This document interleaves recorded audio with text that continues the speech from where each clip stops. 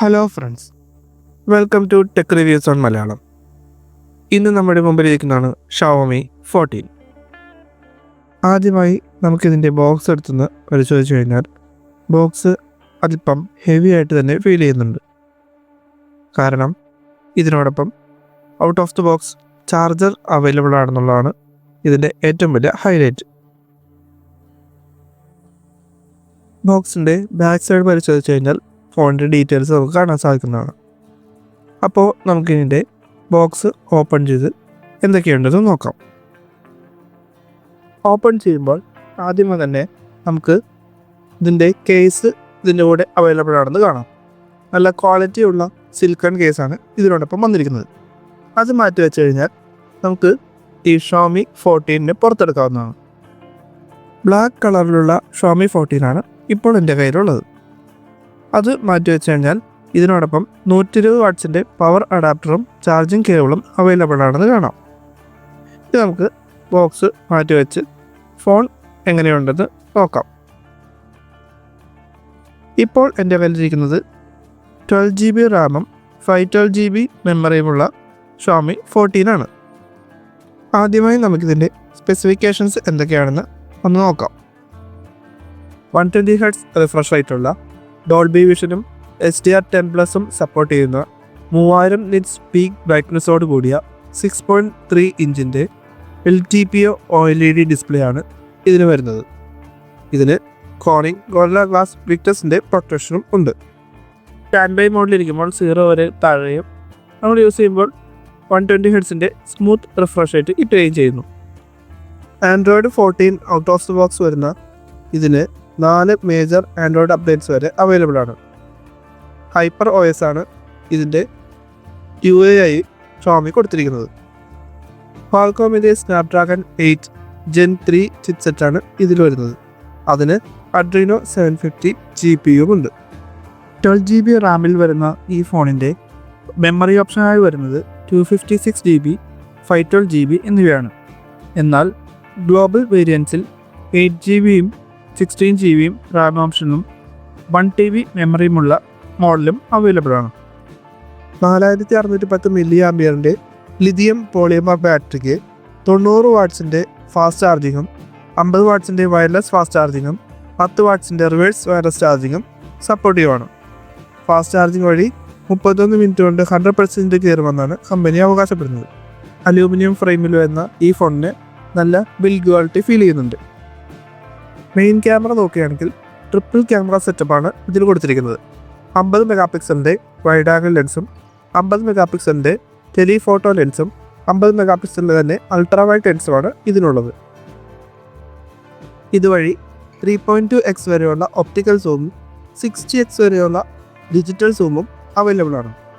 Video recording option നോക്കുകയാണെങ്കിൽ 24 FPS ഉള്ള 8K വീഡിയോസും 60 FPS വരെയുള്ള 4K വീഡിയോസും 960 FPS വരെയുള്ള സ്ലോ മോഷൻ ഫുൾ HD വീഡിയോസും 1920 FPS വരെയുള്ള HD വീഡിയോസും നമുക്ക് ഇതിനകത്ത് റെക്കോർഡ് ചെയ്യാവുന്നതാണ്.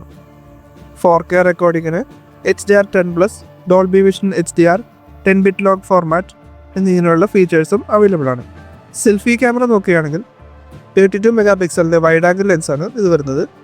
ഇതുവഴി 60 FPS വരെയുള്ള 4K വീഡിയോസ് നമുക്ക് റെക്കോർഡ് ചെയ്യാവുന്നതാണ്. ബ്ലാക്ക്, വൈറ്റ്, ജേഡ് ഗ്രീൻ എന്നീ കളർ ഓപ്ഷനിലാണ് ഈ ഫോൺ അവൈലബിൾ ആയിട്ടുള്ളത്. ഹൈപ്പർ OS എന്ന് പേരിട്ടിരിക്കുന്ന ഈ UI അത്യാവശ്യം ഫാസ്റ്റ് ആൻഡ് സ്മൂത്ത് ആയിട്ട് തന്നെയാണ് ഫീൽ ചെയ്യുന്നത്. ലാഗ് ഒന്നും തന്നെ ഫീൽ ചെയ്യുന്നില്ല. In display finger print scanner നല്ല ഫാസ്റ്റായി തന്നെ അൺലോക്ക് ആകുന്നുണ്ട്. എന്നാൽ അത് കുറച്ച് ചെറുതായിട്ട് എനിക്ക് ഫീൽ ചെയ്തിട്ടുണ്ട്. ഇതിൻ്റെ സിം ട്രേ പരിശോധിക്കുകയാണെങ്കിൽ 2 ഫിസിക്കൽ സിം ഇടാനുള്ള ഓപ്ഷൻ ഇതിൽ അവൈലബിൾ ആണ്. അതുകൂടാണ്ട് ഒരു സിമ്മും ഒരു സിമ്മും ആയി യൂസ് ചെയ്യാനുള്ള ഓപ്ഷനും ഇതിൽ വരുന്നുണ്ട്. MI ഫോണുകളുടെ മറ്റൊരു പ്രത്യേകതയാണ് ഇതിൽ വരുന്ന IR ബ്ലാസ്റ്റർ എന്ന ഓപ്ഷൻ. ഇതുവഴി നമ്മുടെ വീട്ടിലെ ഹോം അപ്ലയൻസസിൻ്റെ കൺട്രോൾസ് നമുക്ക് റിമോട്ട് പോലെ നമുക്ക് ഫോണിൽ യൂസ് ചെയ്യാവുന്നതാണ്. TV, set of box, AC മുതലായ എല്ലാ ഇലക്ട്രോണിക്സ് ഐറ്റംസും നമുക്ക് ഇതുവഴി കണക്ട് ചെയ്തിട്ട് റിമോട്ടായി യൂസ് ചെയ്യാവുന്നതാണ്. ഇതിൻ്റെ ബാക്ക് ക്യാമറ സെറ്റപ്പിലാണ് ഇതിൻ്റെ IR ബ്ലാസ്റ്ററിൻ്റെ സെൻസർ വരുന്നത്. ഇനി നമുക്ക് ഇതിൻ്റെ ക്യാമറ ആപ്പ് ഓപ്പൺ ചെയ്ത് ഒന്ന് നോക്കുകയാണെങ്കിൽ പലതരത്തിലുള്ള ക്യാമറ മോഡ്സ് ഇതിൽ അവൈലബിൾ ആണെന്ന് കാണാം. Portrait, pro, night mode, video mode എന്നിങ്ങനെയുള്ള പലവിധ ഓപ്ഷൻസ് ഇതിനകത്ത് കാണാൻ സാധിക്കും. നേരത്തെ പറഞ്ഞതുപോലെ 3.2x ഒപ്റ്റിക്കൽ സൂമും 60 FPS വരെയുള്ള ഡിജിറ്റൽ സൂമിലും ഇതിനകത്ത് ഫോട്ടോ എടുക്കാൻ സാധിക്കുന്നതാണ്. പോർട്രേറ്റ് ഫോട്ടോസ് എടുക്കാൻ 4 ഫോക്കൽ ലെങ്ത് ഓപ്ഷനാണ് ഇതിൽ അവൈലബിൾ ആയിട്ടുള്ളത്. അതുവഴി നല്ല കിടിലൻ ഫോട്ടോസും എടുക്കാൻ സാധിക്കുന്നതാണ്.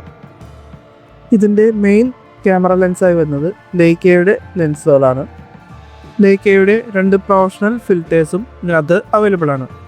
വൈബ്രൻറ്റ് ആൻഡ് ഒതൻറ്റിക് എന്ന 2 ഫിൽറ്റേഴ്സ് വഴി വൈബ്രൻ്റ് ആയിട്ടുള്ള ഫോട്ടോസും നാച്ചുറൽ കളറുള്ള ഫോട്ടോസും നമുക്ക് ഡയറക്റ്റായിട്ട് എടുക്കാവുന്നതാണ്.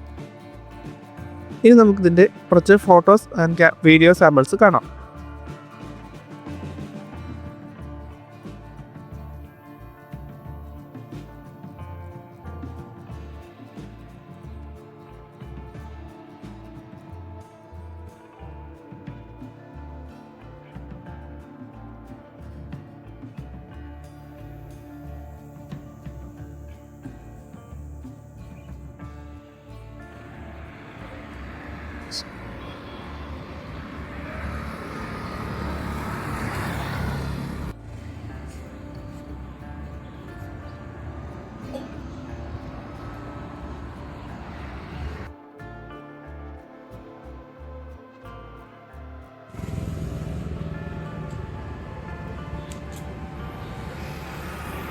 വീഡിയോ ആൻഡ് ഓഡിയോ ക്വാളിറ്റി പരിശോധിച്ച് കഴിഞ്ഞാൽ 4K വീഡിയോ പ്ലേബാക്കും സ്റ്റീരിയോ സ്പീക്കേഴ്സും വളരെ മികച്ച ഒരു എക്സ്പീരിയൻസ് തന്നെ നൽകുന്നുണ്ട്. നമുക്ക് ജസ്റ്റ് ഒന്ന് ചെക്ക് ചെയ്ത് നോക്കാം.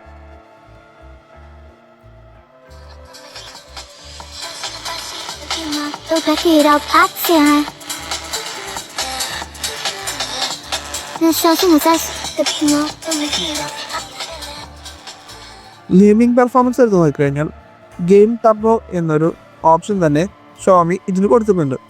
ഇതുവഴി നമുക്ക് പെർഫോമൻസ് കൂട്ടാനും സാധിക്കുന്നതാണ്. ഗെയിം ബൂസ്റ്റ് ചെയ്തിട്ട് ലാഗൊന്നുമില്ലാണ്ട് ഹീറ്റിംഗ് ഇഷ്യൂ ഒന്നുമില്ലാതെ നമുക്ക് ഈസി ആയിട്ട് ഗെയിമുകൾ ഇതിനകത്ത് പെർഫോം ചെയ്യാൻ സാധിക്കുന്നതാണ്. സ്നാപ്ഡ്രാഗൻ്റെ ഫ്ലാഗ്ഷിപ്പ് ചിപ്സെറ്റും ഷോമിയുടെ കൂളിംഗ് സിസ്റ്റം കൂടി ചേരുമ്പോൾ നല്ല മികച്ച ഒരു എക്സ്പീരിയൻസ് തന്നെയാണ് ഇതിൽ നിന്ന് ലഭിക്കുന്നത്.